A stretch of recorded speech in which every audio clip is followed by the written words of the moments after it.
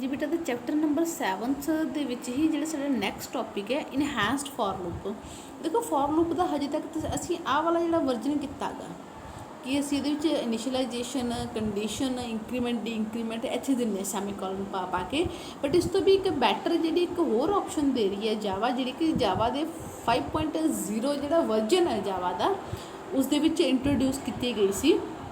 ਠੀਕ ਹੈ, ਤੇ ਇਸ ਲੂਪ ਨੂੰ ਯੂਜ਼ ਕਰਨਾ ਤੇ ਐਰੇ ਐਲੀਮੈਂਟਸ ਨੂੰ ਐਕਸੈਸ ਕਰਨਾ ਈਜ਼ੀ ਹੈ। ਕਲੀਅਰ? ਕਿੱਦਾਂ ਤੁਸੀਂ ਕਰਦੇ ਹੋਗੇ? ਉਸ ਦੇ ਲਈ ਤੁਸੀਂ ਲਿਖੋਗੇ ਫॉर ਟਾਈਪ, ਜਿਹੜੀ ਵੀ ਤੁਹਾਡੀ ਟਾਈਪ ਮਤਲਬ ਵੇਰੀਏਬਲ ਦੀ ਜਿਹੜੀ ਟਾਈਪ ਹੈ, ਜਿਵੇਂ ਇੰਟੀਜ਼ਰ ਆਈਡੈਂਟੀਫਾਇਰ ਜਿਹੜਾ ਤੁਸੀਂ ਦੇਣਾ ਚਾਹੁੰਦੇ ਹੋਗੇ ਉਸ ਨੂੰ ਚਲਾਉਣ ਲਈ ਜਿਵੇਂ ਆਪਾਂ ਕੇ ਦਿੰਦੇ ਹੁੰਦੇ ਹਾਂ ਉਸ ਤਰੀਕੇ ਨਾਲ ਐਕਸਪ੍ਰੈਸ਼ਨ ਮਤਲਬ ਤੁਹਾਡਾ ਐਰੇ। ਤਾਂ ਹੁਣ ਸਪੋਜ਼ ਕਰੋ ਕਿ ਤੁਹਾਡਾ ਇੱਕ ਲੂਪ ਹੈ, ਐਰੇ ਹੈ, ਜਿਸ ਦੇ ਵਿੱਚ ਕਿ ਤੁਸੀਂ ਸਾਰੀਆਂ ਵੈਲਿਊਜ਼ ਲਈਆਂ ਹੋਈਆਂ। ਇੱਕ ਐਰੇ ਲਿਆ 3 ਸਾਈਜ਼ ਦਾ, 3 ਤੁਸੀਂ ਵੈਲਿਊਜ਼ ਲੈ ਲਈਆਂ। ਠੀਕ ਹੈ, ਤਾਂ ਓਬਵੀਅਸ ਜਿਹੜਾ ਨਮ ਐਰੇ ਨਾਮ ਦਾ ਇੱਕ ਐਰੇ ਬਣੂਗਾ, ਉਹਦੀ ਪਹਿਲੀ ਵੈਲਿਊ 56, ਸੈਕਿੰਡ 48, 79 ਇੱਦਾਂ ਕਰਕੇ ਇੰਡੈਕਸ 'ਤੇ ਸਟੋਰ ਹੋ ਜਾਣਗੀਆਂ। ਅਤੇ ਆਪਾਂ ਫਿਰ 0 ਤੋਂ 3 ਤੱਕ ਲੂਪ ਚਲਾ ਕੇ ਕੁਛ ਨਾ ਕੁਛ ਉਹਦੇ ਉੱਪਰ ਕੰਮ ਕਰਦੇ ਹੁੰਦੇ ਸੀ। ਜਿਵੇਂ ਕਿ ਚੈੱਕ ਕਰ ਰਹੇ ਆ ਵੀ ਜੇ ਤਾਂ ਵੈਲਿਊ ਦੇਖੋ ਆਹ ਐਰੇ ਵਾਲੀਆਂ ਵੈਲਿਊਜ਼ 50 ਤੋਂ 100 ਦੇ ਵਿੱਚ ਆ, ਇਹ ਮਤਲਬ ਇਹਦੇ ਬਿਟਵੀਨ ਆ, ਹੈ ਨਾ। ਤਾਂ ਉਹ ਪ੍ਰਿੰਟ ਕਰੂਗੀ, ਅਦਰਵਾਈਜ਼ ਕੁਛ ਨਹੀਂ ਸੀ ਕਰਦੀ। ਇਹਨਾਂ ਵੈਲਿਊਜ਼ ਨੂੰ ਕੰਪੇਅਰ ਕਰਦੇ ਆ, ਕੰਪੇਅਰ ਕਰਕੇ ਪ੍ਰਿੰਟ ਕਰਵਾ ਦਿੰਦੇ ਆ, ਹੈ ਨਾ। ਤਾਂ ਇਹੀ ਚੀਜ਼ ਜਿਹੜੀ ਹੈਗੀ ਹੈ ਬੇਟਾ ਕਿ ਜੇ ਤੁਸੀਂ ਲੂਪ ਦੀਆਂ ਵੈਲਿਊਜ਼ ਨੂੰ ਐਕਸੈਸ ਕਰਨਾ, ਉਸ ਦਾ ਹੀ ਆਲਟਰਨੇਟਿਵ ਤਰੀਕਾ ਹੈਗਾ ਤੁਹਾਡੇ ਕੋਲ ਆਹ ਵਾਲਾ। ਤਾਂ ਤੁਸੀਂ ਇੱਦਾਂ ਵੀ ਲਿਖ ਸਕਦੇ ਹੋ। ਆਪਾਂ ਇੱਕ ਐਰੇ ਲਿਆ, ਸੇਮ ਉੱਦਾਂ ਹੀ ਵੈਲਿਊਜ਼ ਦਿੱਤੀਆਂ। ਇੱਥੇ ਬੇਟੇ ਇੱਕ ਚੀਜ਼ ਗਲਤ ਹੈ, ਇੱਥੇ ਕਰਲੀ ਬਰੇਸ ਆਊਗੀ ਤੁਹਾਡੀ ਬੁੱਕ 'ਤੇ ਗਲਤ ਦਿੱਤੀ ਹੋਈ ਆ ਵਾਲੀ, ਇਸ ਦੀ ਜਗ੍ਹਾ ਕਰਲੀ ਬਰੇਸ ਹੀ, ਕਿਉਂਕਿ ਐਰੇ ਦੀਆਂ ਵੈਲਿਊਜ਼ ਹਮੇਸ਼ਾ ਕਰਲੀ ਬਰੇਸਿਸ ਦੇ ਵਿੱਚ ਅਸੀਂ ਦਿੰਦੇ ਹਾਂ।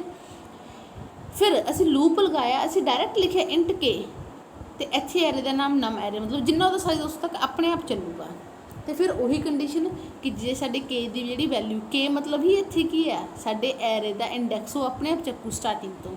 ਠੀਕ ਹੈ, ਜੇ ਸਾਡੇ ਕੇ ਵਾਲੀ ਜਿਹੜੀ ਵੈਲਿਊ ਉਹ 50 ਤੋਂ ਵੱਡੀ ਹੈ ਅਤੇ 100 ਤੋਂ ਛੋਟੀ ਹੈ ਤਾਂ ਪ੍ਰਿੰਟ ਉਹਨੂੰ ਕਰਕੇ ਦਿਖਾ ਦਿਓ। ਤਾਂ ਇੱਥੇ ਤੁਹਾਨੂੰ ਐਰੇ ਦਾ ਨਾਮ ਪਾ ਕੇ ਫਿਰ ਸਕੁਅਰ ਬ੍ਰੈਕਟ 'ਚ ਵੈਲਿਊਜ਼ ਇੱਦਾਂ ਦੇਣ ਦੀ ਲੋੜ ਨਹੀਂ ਹੈਗੀ। ਤਾਂ ਇਸ ਤਰੀਕੇ ਨਾਲ ਵੀ ਜਿਹੜੇ ਤੁਹਾਡੇ ਵੈਲਿਊਜ਼ ਨੇ ਉਹ ਪ੍ਰਿੰਟ ਕਰ ਦੂਗਾ। ਤਾਂ ਇਹਦੀ ਸੀ ਸਾਡਾ ਇਨਹੈਂਸਡ ਫॉर ਲੂਪ। ਹੁਣ ਫॉर ਲੂਪ ਤੋਂ ਬਾਅਦ ਨੈਕਸਟ ਤੇ ਲਾਸਟ ਟੌਪਿਕ ਸਾਡੇ ਇਸ ਚੈਪਟਰ ਦਾ ਆ ਰਿਹਾ ਜੰਪਸ ਇਨ ਲੂਪਸ।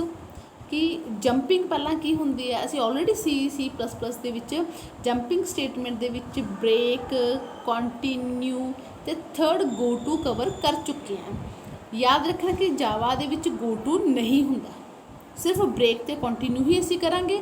ਇਹਦੇ ਨਾਲ ਹੁੰਦਾ ਕੀ ਹੈ ਕਿ ਅਸੀਂ ਇੱਕ ਸਟੇਟਮੈਂਟ ਤੋਂ ਡਾਇਰੈਕਟ ਕਿਸੇ ਹੋਰ ਸਟੇਟਮੈਂਟ 'ਤੇ ਜੰਪ ਕਰ ਸਕਦੇ ਹੈਗੇ, ਜਾਂ ਕਿਸੇ ਲੂਪ 'ਚੋਂ ਬਾਹਰ ਆਉਣ ਦੇ ਲਈ, ਠੀਕ ਹੈ, ਕਿਸੇ ਬਲੋਕ 'ਚੋਂ ਬਾਹਰ ਆਉਣ ਲਈ ਅਸੀਂ ਇਹਨਾਂ ਨੂੰ ਬ੍ਰੇਕ ਜਾਂ ਕੰਟੀਨਿਊ ਨੂੰ ਯੂਜ਼ ਕਰਦੇ ਹਾਂ। ਕਲੀਅਰ? ਤਾਂ ਜਿੱਦਾਂ ਇਹਨਾਂ ਨੇ ਲਿਖਿਆ ਹੋਇਆ ਕਿ ਦੇਖੋ ਲੂਪਸ ਜਿਹੜੇ ਨੇ, ਅਸੀਂ ਇੱਕ ਕੰਡੀਸ਼ਨ ਜਿੰਨਾ ਟਾਈਮ ਸੈਟਿਸਫਾਈਡ ਨਹੀਂ ਹੁੰਦੀ ਉਹਨਾਂ ਟਾਈਮ ਉਸ ਲੂਪ ਨੂੰ ਐਗਜ਼ੀਕਿਊਟ ਕਰਦੇ ਹਾਂ। ਜਿਵੇਂ 1 to 100 ਹੈ ਤਾਂ ਇੱਕ ਲੂਪ 1 ਤੋਂ 100 ਤੱਕ ਚੱਲੂ। ਬਟ ਜੇਕਰ ਅਸੀਂ ਇਸ ਦੇ ਵਿੱਚ ਕੰਡੀਸ਼ਨ ਦੇਣਾ ਚਾਹੁੰਦੇ ਵੀ ਜਿੱਥੇ ਜਾ ਕੇ ਵੈਲਿਊ 50 ਹੋ ਗਈ ਉੱਥੇ ਬ੍ਰੇਕ ਹੋ ਜੇ, ਤਾਂ ਉਹ ਉੱਥੇ ਹੀ ਲੂਪ ਐਂਡ ਜਿਹੜਾ ਹੈਗਾ ਉਹ ਹੋ ਜੂਗਾ।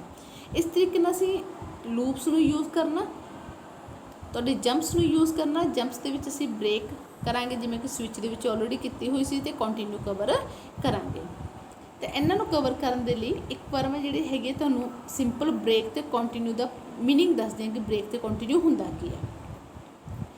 ਬ੍ਰੇਕ ਕੰਟੀਨਿਊ ਕਵਰ ਕਰਨ ਦੇ ਲਈ ਪਹਿਲਾਂ ਸਿੰਪਲ ਇੱਕ ਪ੍ਰੋਗਰਾਮ ਕਰਦੇ ਹਾਂ। ਅਤੇ ਯਾਦ ਰੱਖਣਾ ਬੇਟਾ ਜਿਹੜਾ ਬ੍ਰੇਕ ਹੈ, ਬ੍ਰੇਕ ਦਾ ਕੰਮ ਹੁੰਦਾ ਜਿੱਥੇ ਵੀ ਬ੍ਰੇਕ ਆ ਗਿਆ ਤੁਹਾਨੂੰ ਉਹ ਇਮੀਡੀਏਟਲੀ ਆਊਟ ਆਫ ਲੂਪ ਲੈ ਆਊਗਾ। ਆਊਟ ਆਫ ਲੂਪ ਮਤਲਬ ਜਿੱਥੇ ਵੀ ਜਿਹੜੀ ਕੋਈ ਬ੍ਰੇਕ ਦੀ ਕੋਈ ਕੰਡੀਸ਼ਨ ਆ ਉਹ ਆਪਣੀ ਟਰੂ ਹੋ ਗਈ ਅਤੇ ਬ੍ਰੇਕ ਐਗਜ਼ੀਕਿਊਟ ਹੋ ਗਿਆ। ਬ੍ਰੇਕ ਜਿਸ ਬਲੋਕ ਦੇ ਵਿੱਚ ਆ, ਹੁਣ ਦੇਖੋ ਕਿਹਦੇ 'ਚ ਆ, ਫॉर ਲੂਪ 'ਚ ਆ, ਤਾਂ ਉਹ ਫॉर ਲੂਪ 'ਚੋਂ ਬਾਹਰ ਲਿਆਊਗਾ। ਬੇਸ਼ੱਕ ਤੁਹਾਡੀ ਉੱਪਰ ਵਾਲੀ ਕੰਡੀਸ਼ਨ ਟਰੂ ਹੀ ਹੋਵੇ, ਉਹ ਚੈੱਕ ਨਹੀਂ ਕਰੂਗਾ ਕਿ ਕੰਡੀਸ਼ਨ ਟਰੂ ਹੈ ਕਿ ਫਾਲਸ ਹੈ, ਉਹਨੇ ਇਮੀਡੀਏਟਲੀ ਬ੍ਰੇਕ 'ਚੋਂ ਬਾਹਰ ਹੋ ਜਾਣਾ, ਲੂਪ ਉੱਥੇ ਹੀ ਖਤਮ ਹੋ ਜਾਊਗਾ। ਤਾਂ ਹੁਣ ਦੇਖੋ ਇੱਥੇ ਇੱਕ ਪ੍ਰੋਗਰਾਮ ਬਣਾਇਆ, ਇੱਕ ਵਾਰ ਭੁੱਲ ਜਾਓ ਬ੍ਰੇਕ। ਤਾਂ ਪ੍ਰੋਗਰਾਮ ਸਾਡਾ ਕੀ ਹੈ, ਇੱਕ ਕਲਾਸ ਬਣਾਈ, ਮੇਨ ਫੰਕਸ਼ਨ ਬਣਾਇਆ, ਜਿਸ ਦੇ ਵਿੱਚ ਅਸੀਂ ਇੱਕ ਲੂਪ ਲਗਾਇਆ ਜਿਹੜਾ ਕਿ 1 ਤੋਂ 10 ਤੱਕ ਚੱਲ ਰਿਹਾ। ਹਰ ਵਾਰ A++ ਕਰ ਰਿਹਾ ਇੱਕ ਨਾਲ, ਅਤੇ A ਦੀ ਵੈਲਿਊ ਪ੍ਰਿੰਟ ਕਰਕੇ ਦਿਖਾ ਰਿਹਾ। ਦੈਟ ਮੀਨਸ A 1 2 3 4 ਇੱਦਾਂ ਕਰਕੇ ਅਪ ਟੂ 10 ਜਿਹੜੀ ਕਾਊਂਟਿੰਗ ਉਹ ਪ੍ਰਿੰਟ ਕਰੂਗਾ। ਬਟ ਇੱਥੇ ਅਸੀਂ ਕੀ ਕੰਡੀਸ਼ਨ ਦਿੱਤੀ ਹੈ, ਅਸੀਂ ਕਿ ਇਫ A = 5, ਜੇਕਰ A ਦੀ ਵੈਲਿਊ 5 ਹੁੰਦੀ ਹੈ ਉੱਥੇ ਹੋ ਜੂਗੀ ਬ੍ਰੇਕ। ਤਾਂ ਹੁਣ ਲੂਪ ਕਿੱਦਾਂ ਚੱਲੂਗਾ ਦੇਖਦੇ ਹਾਂ ਅਸੀਂ। ਸਟਾਰਟਿੰਗ ਤੋਂ A ਦੀ ਵੈਲਿਊ 1 ਹੈ, कंडीशन साडी ट्रू है, असी नीचे आ गए, चैक किया कि ए दी वैल्यू 5 है, नहीं हैगी। आ कंडीशन ट्रू ने तो हजे ब्रेक की बारी नहीं आई, तो कौन एग्जीक्यूट हो गया अगे जाके, SOP करवाता ए दी वैल्यू प्रिंट करवाती 1। फिर उपर गए A++ की, ट्रू होगी ए, कंडीशन साडी ट्रू है। फिर नीचे आके चैक किया कि ए 5 के बराबर है, नहीं, टू हजे 5 के बराबर नहीं, ब्रेक की एक बारी फिर नहीं आई, SOP करवाता ए नू 1 पहना प्रिंट हो गया सी, 2 हो गया। फिर उपर गए ए दी वैल्यू 3 होगी, कंडीशन साडी ट्रू है, आ वाली कंडीशन ट्रू नहीं हैगी, ब्रेक नहीं चलिया, फिर SOP करवाता ए नू, 3 हो जाऊगा प्रिंट, इदा ही 4 हो जाऊगा। ठीक है, तो 1 2 3 4 तक प्रिंट करन तो बाद फिर जो असी उपर गए A++ की कितनी होगी 5, आ वाली कंडीशन ट्रू, नीचे आ गई, आ वाली कंडीशन भी ट्रू। ठीक है, हुण ए 5 के बराबर ही है, तो ब्रेक की बारी है कि जो ब्रेक चलिया तो वो तुहानूं इमीडिएटली आउट ऑफ जो लूप वो लै गया, तुसीं लूप तो बाहर आ गए, यानी कि इसका आंसर क्या आऊगा प्रोग्राम का 1 2 3 4 5 तक जो तुहाडा आंसर वो प्रिंट होगा। क्लीयर है, इस तो अगे नहीं चलूगा। इदां ही हुण जेकर असीं कंटिन्यू करिए इनू समझण दे लई, कंटिन्यू के लिए भी मैं सेम प्रोग्राम ही बनाया, 1 तो 10 तक एक लूप लगाया गा। ठीक है, तो ए दी जो वैल्यू प्रिंट कर रहा है दैट मीनस 1 2 3 4 इदा करके वो अप टू 10 प्रिंट करूँगा। ठीक है, बट मैं इत्थे की लिखिया होया if A equal to 5 continue, कि जेकर ए दी वैल्यू 5 है कंटिन्यू हो जाए। हुण कंटिन्यू की आ, जो भी बारी कंटिन्यू की आती है, कंटिन्यू ब्रेक चो लूप चो बाहर नहीं होंदा, बट जस्ट उन्होंने उपर लै जाऊगा वापस तो, उस तो नीचे वाली लाइन्स SOP ए इस तो नीचे है ना, इस तो नीचे वाली लाइन नू स्किप कर दूँ, छड़ दूँ, वापस उपर ही लै जाऊगा। ठीक है, तो हुण आपां समझ के देखते हो वर्किंग इहदी किद्दां होगी।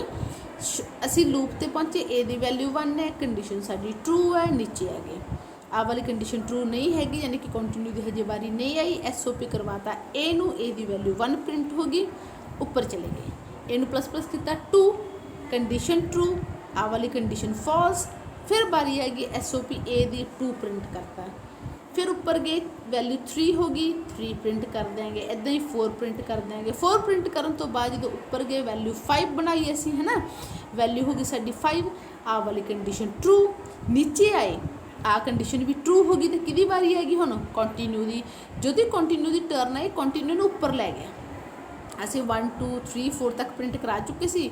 ठीक है, कंटिन्यू वापस ले गया, A++ कर ली, कितनी होगी 6, फिर कंडीशन ट्रू, फिर आ वाली कंडीशन नहीं ट्रू, यदि बारी नहीं आई, फिर प्रिंट करता 6 7 8 9 10 इदा प्रिंट हो जाए, यानी कि 5 साडा प्रिंट होया ही नहीं। क्यों?